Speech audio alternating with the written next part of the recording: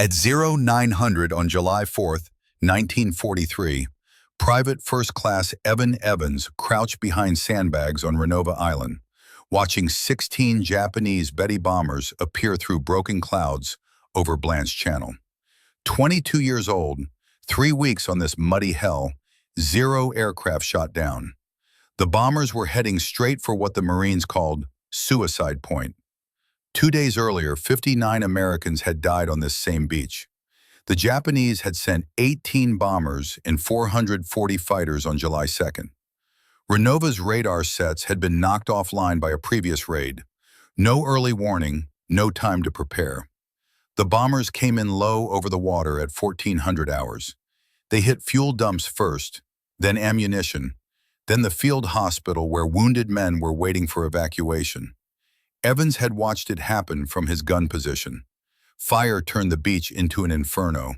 Explosions threw debris 300 feet into the air. Marines ran through flames trying to reach the wounded. Most didn't make it. 77 more were injured. 4 of them were from the 9th Defense Battalion's 90mm gun crews. The battalion lost 2 of its 6 155mm long-tom artillery pieces. Trucks melted. Ammunition cooked off for 6 hours. The Japanese had named their target well. Suicide Point sat on the northern tip of Rendova. Every supply ship had to pass it. Every Marine on the island could see it burn. Evans and his gun crew had fired 32 rounds that day, hit nothing. The bombers came in too fast. The radar operators were working blind. Gun directors were calculating intercepts with binoculars and stopwatches. By the time shells reached altitude, the Bettys were gone. That night, Lieutenant Colonel William Shire gathered the 90mm crews. He didn't waste words. The radar sets were destroyed. Parts wouldn't arrive for days. The Japanese would be back. They always came back. And next time, there might not be enough Marines left to bury the dead. Evans cleaned his gun until 0300. The 90mm M1 anti-aircraft gun weighed 9 tons. It could fire a 24-pound shell to 33,000 feet. Maximum rate of fire was 28 rounds per minute, but none of that mattered without radar. The Japanese Mitsubishi G4M Betty bomber had a top speed of 270 miles per hour. At that speed, a bomber crossed 2 meters in 27 seconds. Human eyes and mechanical calculators couldn't track fast enough. The 9th Defense Battalion had landed on Rendova on June 30th. Their mission was simple: protect the beachhead while Army artillery shelled Japanese positions on New Georgia across the channel. The battalion had brought 3 batteries of 90mm guns, 4 guns per battery, 12 guns total. They were supposed to create an umbrella of flak that no Japanese plane could penetrate.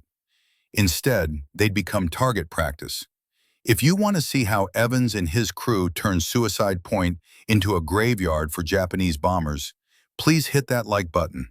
It helps us share more stories about the Marines who fought in the Pacific. Subscribe if you haven't already. Back to Evans. The morning of July 3rd brought rain, solid rain that turned Rendova into a swamp. Marines stood guard duty in water up to their knees. Supplies rotted on the beach, but the rain brought one gift. The Japanese didn't fly in heavy weather. The 9th Defense Battalion used the time to repair what they could. Salvage teams pulled parts from damaged equipment. Mechanics worked through the night. By dawn on July 4th, something had changed. The radar operators reported their SCR-268 sets were operational.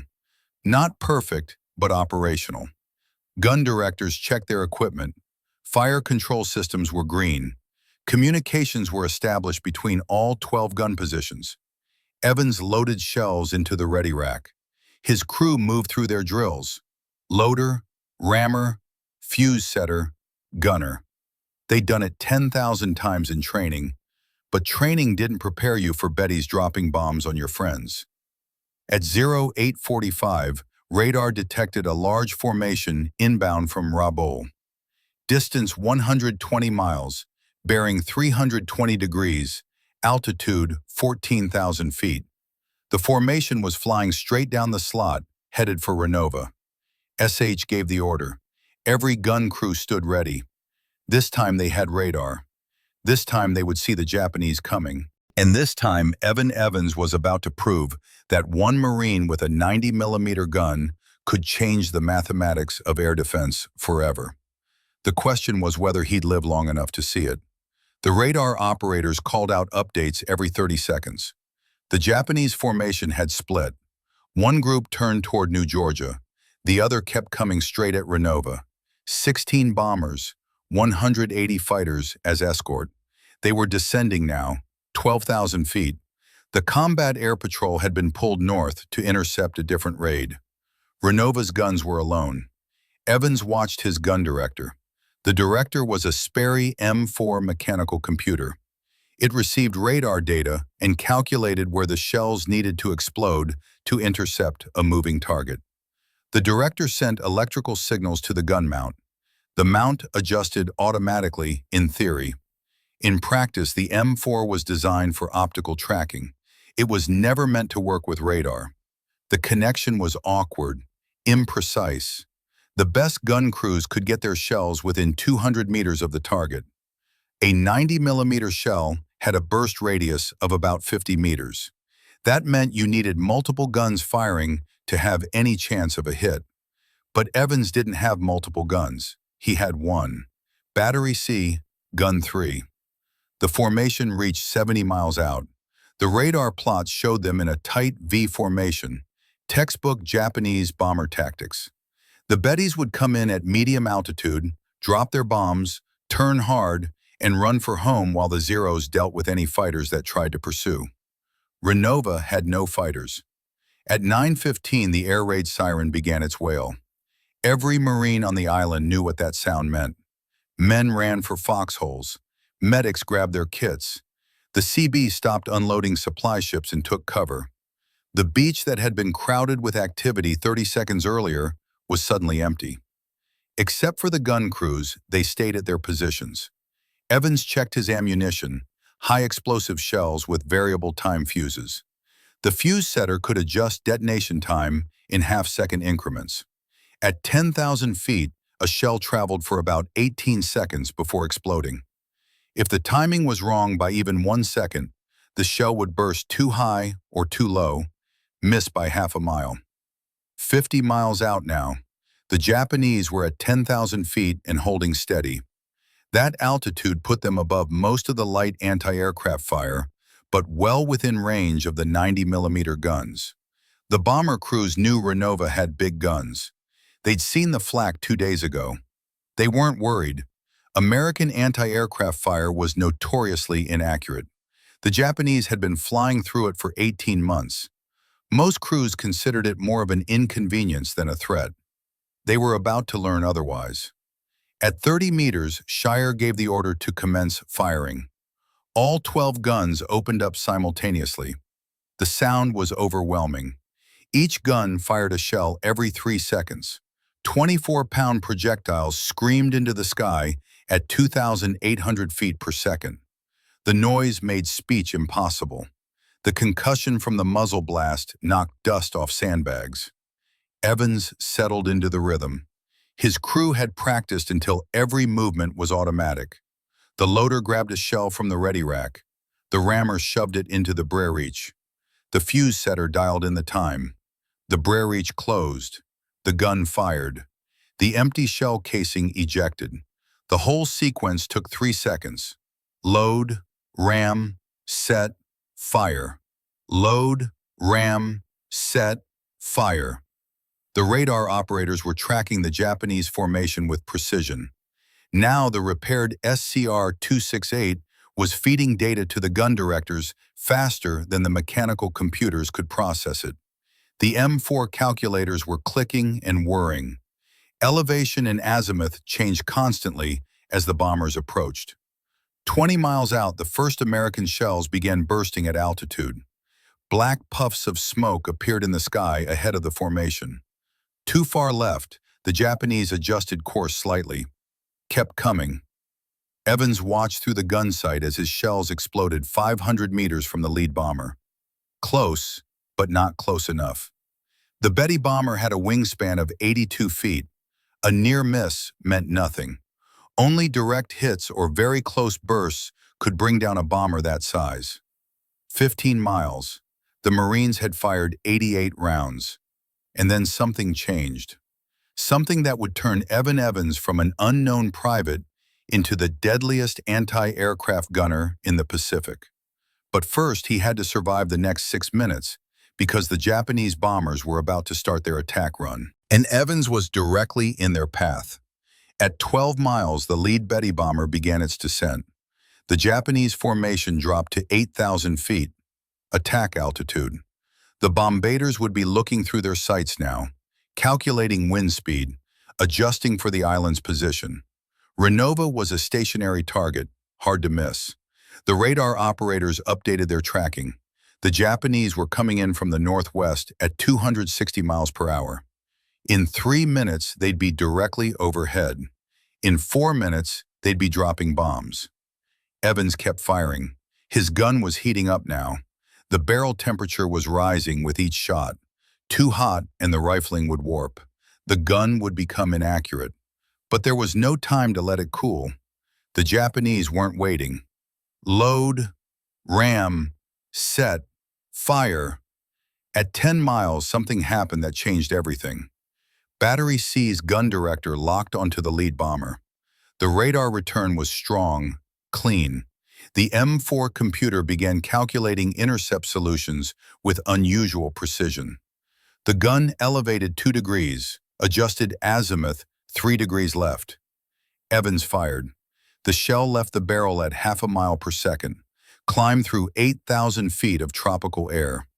The variable time fuse counted down. 18 seconds after leaving the gun, the shell exploded, 200 meters ahead of the lead Betty. The bomber flew straight into the blast. Shrapnel tore through the right engine, howling. The engine caught fire immediately. Black smoke poured from the NL. The pilot tried to maintain formation. The Japanese didn't break formation easily. Training and discipline kept them flying straight, but the fire spread. Within 30 seconds, flames were visible along the entire right wing. The bomber dropped out of formation, started losing altitude. The pilot had 2 choices: try to reach Rendova and drop his bombs, or turn back toward Japanese-held territory and hope to crash land somewhere survivable. He chose to turn back. The Betty rolled right and began a shallow descent toward the channel. It never made it. At 6,000 feet, the right wing separated from the fuselage. The bomber tumbled out of the sky and hit the water 4 miles northwest of Rendova. 1 down, 15 to go. The remaining bombers tightened their formation. They were at 7 miles now, close enough that Evans could see them without binoculars. The Bettys looked like dark crosses against the morning sky. Their bomb bay doors were opening. Battery C fired again and again. The other 90mm guns across Rendova joined in. The sky filled with black bursts. The Japanese formation disappeared into a cloud of flak. When the smoke cleared, 2 more Bettys were trailing smoke. One had lost its tail section. It went into an immediate spin. The other tried to maintain altitude, but was losing power from both engines. Neither made it past 5 miles from the island. 3 down. The Japanese bombarders released early. They were supposed to fly directly over Rendova before dropping. Instead, they dumped their loads at 6 miles out and turned hard to the west. Bombs fell into empty ocean. Massive geysers of water erupted half a mile from shore. Not a single bomb hit the island. Evans didn't stop firing. His crew didn't pause. The Japanese were running now, but they were still in range. The Bettys were fast, but they'd spent fuel getting to Rendova. They were heavy with armor and defensive guns, and they were trying to climb to escape the flak. Climbing made them slower. Predictable. Battery C's gun director tracked a bomber in the middle of the formation. Evans adjusted his aim. Fired. The shell burst 50 meters below the bomber's belly. Close enough. The concussion wave hit the aircraft like a hammer. The Betty's nose pitched down. The pilot fought for control. He didn't get it. The bomber entered a dive it couldn't recover from. 4 down. The remaining 12 Bettys were splitting up now. Formation discipline had broken.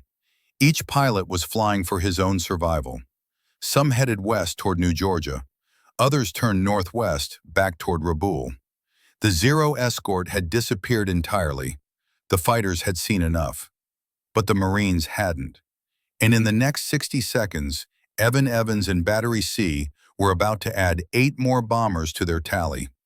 8 more kills that would make July 4th, 1943, the single deadliest day in the history of Japanese naval aviation over the Solomons, if the gun barrel held out.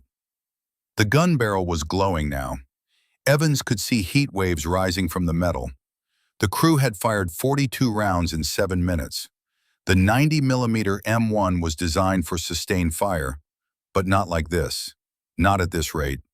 The barrel temperature was approaching critical levels. Evans didn't care. Neither did his crew. They kept loading. A Betty bomber broke west trying to escape over New Georgia. It was climbing hard, 9,000 feet. The pilot thought altitude would save him. It didn't. Battery C's radar locked on. The gun director calculated the intercept. Evans fired twice in quick succession. The first shell missed high. The second shell exploded 30 meters behind the bomber's tail. Shrapnel severed the elevator controls. The Betty's nose dropped. The pilot tried to compensate with engine power. The bomber went into a flat spin and crashed into the jungle 3 miles inland on New Georgia. 5 down. 2 more Bettys were heading northwest together. They were flying low now, 5,000 feet, trying to stay under the radar. It didn't work. Rendova's SCR-268 could track targets down to 3,000 feet. The gun directors had clear returns on both aircraft. Battery C took the lead bomber. Battery E took the trailer. Both guns fired within seconds of each other. Both scored hits. The lead Betty took a direct hit to the port engine. The engine exploded. The wing folded. The bomber rolled inverted and went straight down into Blanche's channel. The second Betty lost its tail section. It flew for another 8 seconds before entering an uncontrollable dive. 7 down. The sky over Rendova was filled with smoke now. Burning aircraft debris was falling into the ocean. Oil slicks spread across the water. The remaining 9 Japanese bombers were scattered across a 10-mile radius. No formation, no coordination, just individual pilots trying to survive. 3 Bettys turned due west, heading for the open ocean. They were abandoning the mission, running for home. But home was 400 meters away, and they had to cross 200 meters of ocean that was now filling with American shells. Battery C tracked the nearest bomber. Range 8 miles, altitude 7,000 feet, speed 280 miles per hour. The bomber was running at full power, probably burning fuel at twice the normal rate. The crew would be lucky to make it halfway to Rabaul before they ran dry. They didn't get the chance. Evans fired 3 rounds. The third one exploded directly underneath the bomber's fuselage. The blast tore through the bomb bay. The Betty hadn't dropped all its ordnance. 500-pound bombs detonated inside the aircraft. The explosion was massive. Pieces of the bomber scattered across half a mile of ocean. 8 down. The other batteries across Rendova were getting hits now too. Battery E claimed 2 more bombers in quick succession. Battery A got another. The sky was becoming a shooting gallery. The Japanese had sent 16 bombers to destroy Rendova. Instead, Rendova was destroying them. Evans swung his gun to track another Betty. This one was heading due north. Maximum range, 10 miles out. The bomber was at 11,000 feet and climbing. The pilot had figured out that altitude was his only chance. Get high enough and the American shells couldn't reach him. But 11,000 feet was well within the 90mm range. The M1 could fire effectively to 33,000 feet. This bomber was barely a third of that. Evans elevated the gun to maximum. Fired. The shell climbed for 22 seconds, exploded 200 meters ahead of the bomber. The pilot saw the burst and turned hard right directly into the next shell. The blast hit the cockpit. The Betty's nose shattered. The aircraft tumbled out of control and fell into the ocean 9 miles north of Rendova. 9 down. By 9:30, the sky was clearing. The Japanese attack was over, broken, destroyed. Of the 16 Betty bombers that had approached Rendova, only 4 were still flying. They were heading northwest at maximum speed, climbing, running. The Zero escort had already abandoned them and fled back toward Rabble. But Battery C wasn't finished. Evans tracked one of the retreating bombers. Range, 12 miles. Maximum effective range for accurate fire. The bomber was at 14,000 feet on the edge of the flak zone. Evans fired anyway. The shell arced through the sky, exploded 300 meters from the bomber, too far for a kill, but close enough to send a message. Rendova wasn't suicide point anymore. It was a killing ground, and the Japanese had just learned that the hard way. The question was whether they'd be back tomorrow, and whether Evans and his gun would be ready. The ceasefire order came at 9:32, 27 minutes after the first radar contact. The guns fell silent. The sudden quiet was almost painful after the continuous roar of the 90mm cannons. Evans stepped back from his gun. His hands were shaking, not from fear, from exhaustion. His ears were ringing so badly he could barely hear. The gun crew collapsed against the sandbags. They'd been firing non-stop for 27 minutes. Load, ram, set, fire, over and over until their bodies moved on pure muscle memory. The gunner's log showed 53 rounds fired from Battery C's Gun 3 alone. Across Rendova, the 12 90mm guns had expended a total of 88 rounds, 88 shells to engage 16 bombers. The results were unprecedented. Shai walked the gun line at 0-1-0. He was counting. Every gun crew was claiming kills. Some crews claimed 2. Battery C claimed 4 confirmed. Battery E claimed 3. Battery A claimed 2. The math was adding up to something extraordinary. By 0:30, the radar operators confirmed what the gun crews already knew. 4 Japanese bombers had escaped. 4 out of 16. That meant 12 had gone down. 12 bombers destroyed in 27 minutes. The 9th Defense Battalion had just set a record. No American anti-aircraft unit in the Pacific had ever achieved that kill ratio. Not at Guadalcanal, not at Midway, not anywhere. 12 bombers with 88 rounds meant a hit rate of nearly 14%. Most anti-aircraft units were happy with 2%. But the numbers didn't tell the whole story. The gun crews had done more than shoot down airplanes. They'd broken a Japanese attack completely. 16 bombers had approached Rendova, carrying 8,000 pounds of bombs each. That was 128,000 pounds of high explosives meant for the beach, for the supply dumps, for the Marines. Not one bomb hit the island. The Japanese had dumped their loads early and run. The 4 bombers that escaped were damaged. Radar tracked them limping northwest at reduced speed and altitude. 2 of them probably wouldn't make it back to Rabaul. They'd run out of fuel somewhere over the Solomon Sea and ditch in the ocean. By 1100 hours, work parties were recovering debris from the water. Pieces of Japanese aircraft were washing up on the beach. Engine cowlings, wing sections, a tail assembly with the red circle still visible. The wreckage spread across 5 miles of ocean. The Seabees returned to unloading supply ships. The beach came back to life. Marines who'd been hiding in foxholes emerged and went back to work. Life on Rendova continued, but something had changed. The island that had been called Suicide Point 2 days ago had just proven it could defend itself. Evans cleaned his gun at 1300 hours. The barrel was too hot to touch even 3 hours after the last shot. The rifling was still intact. No warping, no damage. The M1 had held up under punishment that should have destroyed it.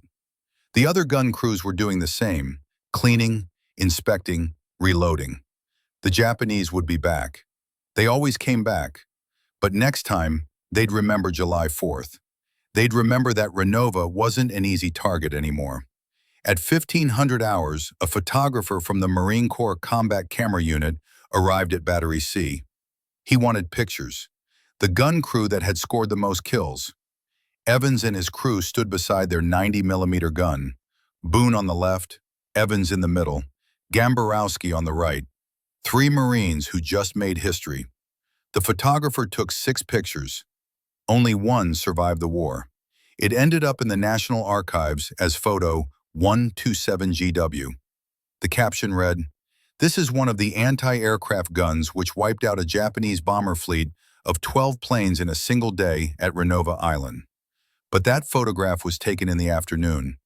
In the morning, while the battle was still being analyzed, while gun crews were still counting their kills, something else was happening 400 meters northwest. At Rabaul, Japanese commanders were receiving reports from the 4 bombers that had escaped. The reports were alarming. The Americans had radar-directed anti-aircraft fire. Accurate radar, the kind that could track bombers through clouds and guide shells to within meters of the target. And that meant every Japanese airbase in the Solomons had just become vulnerable.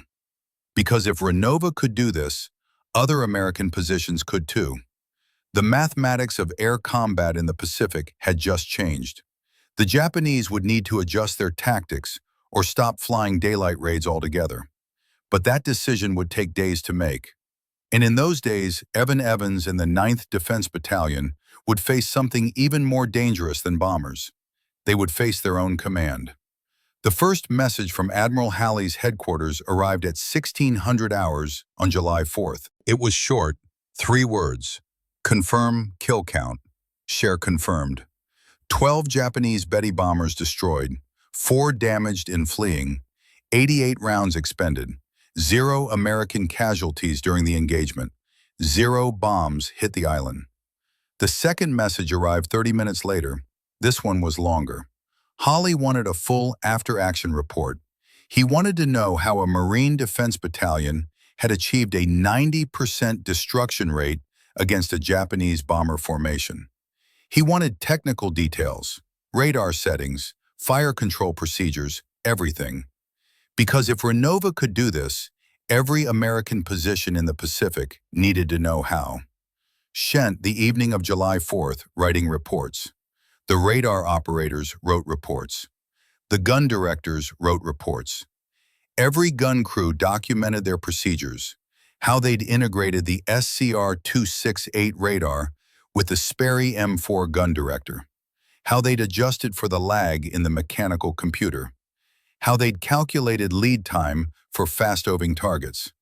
The reports went up the chain of command from Rendova to 14th Corps headquarters, from 14th Corps to South Pacific Area Command, from South Pacific to Pacific Fleet. By July 6th, officers at Pearl Harbor were reading about Evan Evans in Battery C. But while the reports were being written, the Japanese were making decisions of their own. On July 5th, Rabaul sent 6 bombers to attack Rendova. Only 6. They came in at night, high altitude, dropped their bombs from 20,000 feet, missed the island completely. The 90mm guns fired 37 rounds and claimed 2 hits. The remaining bombers turned back before reaching the target. On July 6th, the Japanese tried again.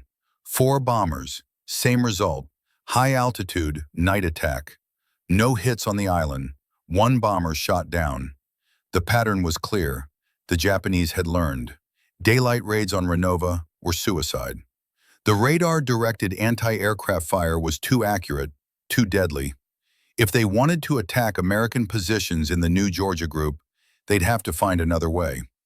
By July 10th, Japanese air raids on Rendova had stopped almost entirely. One attack on July 20th, 6 planes. Another on August 1st, 6 planes. Both high-altitude raids that accomplished nothing.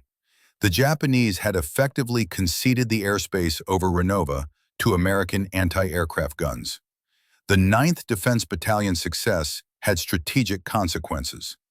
With Rendova secure, the 155mm Long Tom artillery batteries could fire without interruption. They pounded Japanese positions on New Georgia across Blanche Channel 24 hours a day. The big guns made the American advance on Munda Airfield possible. Munda fell on August 5th. The airfield that had been the primary Japanese airbase in the Central Solomons was now in American hands. Marine and Army engineers had it operational within 72 hours. American fighters were flying missions from Munda by August 14th. The campaign that had started with the Rendova landings on June 30th was over in 5 weeks. The 9th Defense Battalion moved to New Georgia in October to defend the newly captured airfield. They set up their guns around Munda and waited for Japanese counterattacks. The attacks never came. The Japanese had abandoned the Central Solomons. They were falling back to Bougainville. The momentum had shifted. The Americans were advancing. The Japanese were retreating. Evans and his crew spent 6 months on New Georgia. They fired their 90mm gun at occasional reconnaissance aircraft. They shot down 3 more planes, but nothing compared to July 4th.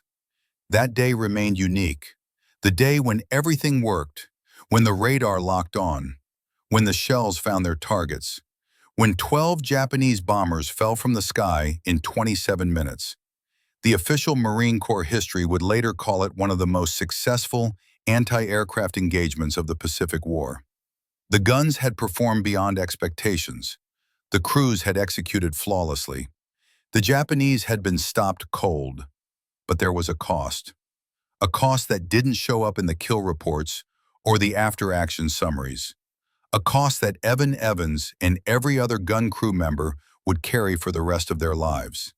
Because shooting down 12 bombers meant killing more than 100 Japanese aircrew, and some of those men had survived the crashes. Some had parachuted into the ocean. Some had struggled in the water, while American ships steamed past without stopping. War had rules, but sometimes the rules didn't matter. Sometimes survival meant watching men drown, and sometimes heroes had to live with what they'd done to stay alive. The 9th Defense Battalion remained on New Georgia until March 1944. They defended Munda Airfield against attacks that never materialized. The Japanese had moved their bombers north to Rabaul. They were conserving aircraft for the defense of the Marianas. The Central Solomons had become a backwater. Evans was promoted to corporal in October 1943. Boone made corporal in December.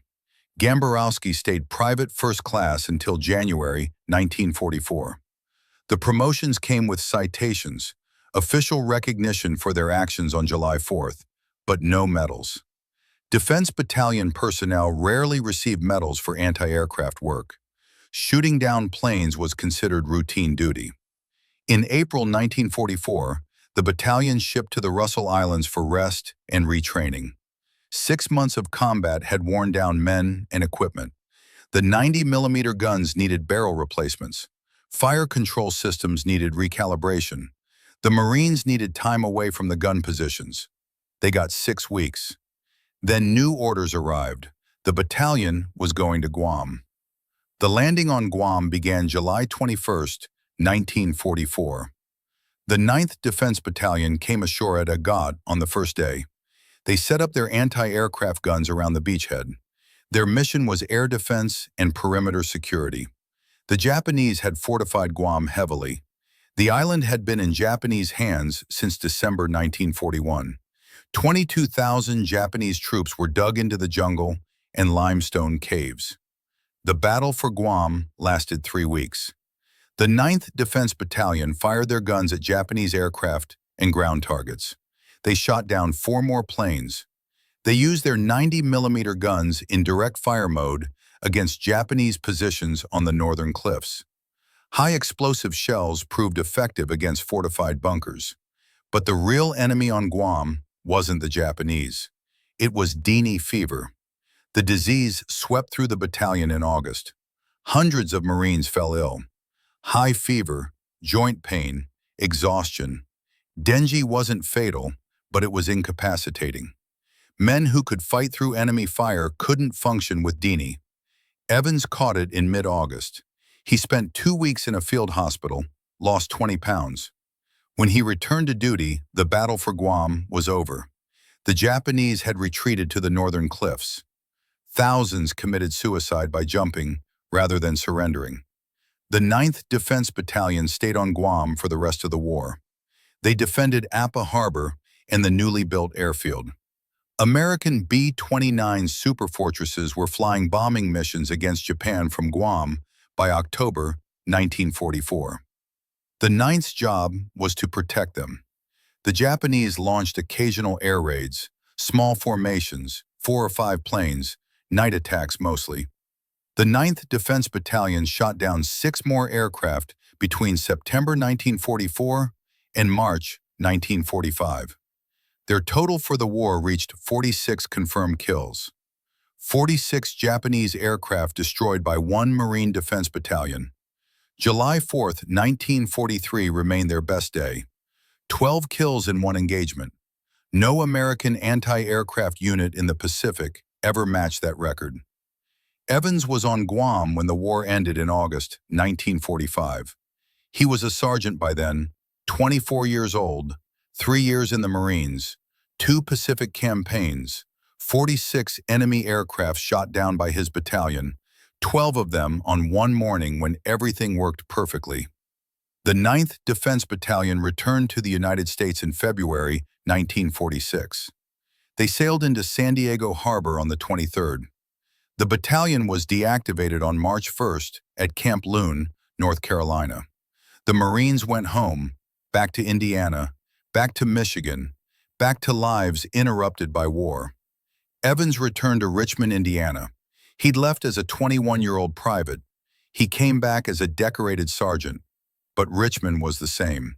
The war had changed Evans more than Evans had changed Richmond. He re-enlisted in 1948, served through the Korean War, made staff sergeant, left the Marine Corps in 1953, 11 years of service, 2 wars. He worked as a machinist after that, married, had children, lived a quiet life. But he never forgot July 4th, 1943, the day the planes fell, the day Suicide Point became a graveyard, the day 88 shells killed 12 bombers and changed the mathematics of air defense in the Pacific. He never talked about it much. Most veterans didn't. The ones who'd been there knew what happened. The ones who hadn't been there wouldn't understand. So Evans kept it quiet, worked his job, raised his family, lived his life until 1993, 50 years after Rendova, when a Marine Corps researcher found the photograph in the National Archives and tracked down the men in the picture. Evans was 72 years old. He thought everyone had forgotten. He was wrong. In 1993, Alan Walker was an archivist at the National Archives in College Park, Maryland. He received a letter from a veteran named Evan Evans. The letter was simple. Evans was looking for a photograph of a 90mm anti-aircraft gun. Any photo would do. He wanted to show his grandchildren what the gun looked like. Walker spent half a day searching. He found plenty of photos of the M1 gun, but something about the letter stayed with him. He read it again. Evans mentioned Rendova, mentioned July 4th, 1943, mentioned setting a record for shooting down Japanese bombers. Walker went back to the archives. This time he searched under Rendova Series 127GW, Combat Photographs from the New Georgia Campaign. He found it on the 4th page. 3 Marines standing beside a 90mm gun. The caption identified them. Private First Class Evan Evans, 22, Richmond, Indiana. Private Roy E. Boone, Indianapolis, Indiana. Private First Class John S. Gimberski, 20, Sagen, Michigan. This is one of the anti-aircraft guns which wiped out a Japanese bomber fleet of 12 planes in a single day at Rendova Island. Walker sent the photograph to Evans. The response came 2 weeks later. Evans had never known the photo existed. He'd never expected anyone remembered. Seeing himself at 22 years old, standing beside the gun that had made history, brought back 50 years of memories he tried to forget. He wrote Walker a letter thanking him, said it meant more than Walker could know, said he'd carried Rendova with him every day for 5 decades, said maybe now he could let some of it go. Evans died in 2004 at age 83. Boone had died in 1998. Gemborowski passed in 2006. The gun crew that had made history on July 4th, 1943, was gone. But the story survived. The photograph survived. The official record survived. The 9th Defense Battalion's achievement at Rendova became part of Marine Corps history, part of the larger story of how American forces learned to defeat Japanese air power in the Pacific. The lessons from Rendova spread throughout the theater. Radar-directed anti-aircraft fire became standard procedure. Gun crews trained on the integration techniques the 9th Defense Battalion had pioneered. The kill ratios improved across the board. Japanese bombers faced increasingly deadly defensive fire at every American position. By 1944, Japanese daylight bombing raids had become rare. By 1945, they'd stopped almost entirely. The Japanese couldn't replace their losses fast enough, couldn't train new crews fast enough. The mathematics that Evan Evans in Battery C had demonstrated on July 4th, 1943, had scaled across the entire Pacific. 12 bombers shot down in 27 minutes, 88 shells fired, 90% destruction rate. Those numbers prove that American technology and American Marines could defeat Japanese air attacks. That suicide point could become a killing ground for the enemy instead of Americans. The beach at Rendova is quiet now. The guns are gone. The bunkers have collapsed. The jungle has reclaimed most of the positions where the 9th Defense Battalion fought. But on July 4th every year, a few people remember. Remember the day the planes fell. Remember Evan Evans and Roy Boone and John Gamborowski. Remember that 3 young Marines changed the course of air defense in the Pacific. If this story moved you the way it moved us, do me a favor, hit that like button. Every single like tells YouTube to show this story to more people. Hit subscribe and turn on notifications. We're rescuing forgotten stories from dusty archives every single day. Stories about gunners and radar operators and Marines who held the line with precision and courage. Real people, real heroism. Drop a comment right now and tell us where you're watching from. Are you watching from the United States, United Kingdom, Canada, Australia? Our community stretches across the entire world. You're not just a viewer, you're part of keeping these memories alive. Tell us your location. Tell us if someone in your family served. Just let us know you're here. Thank you for watching, and thank you for making sure Evan Evans and his crew don't disappear into silence. These Marines deserve to be remembered, and you're helping make that.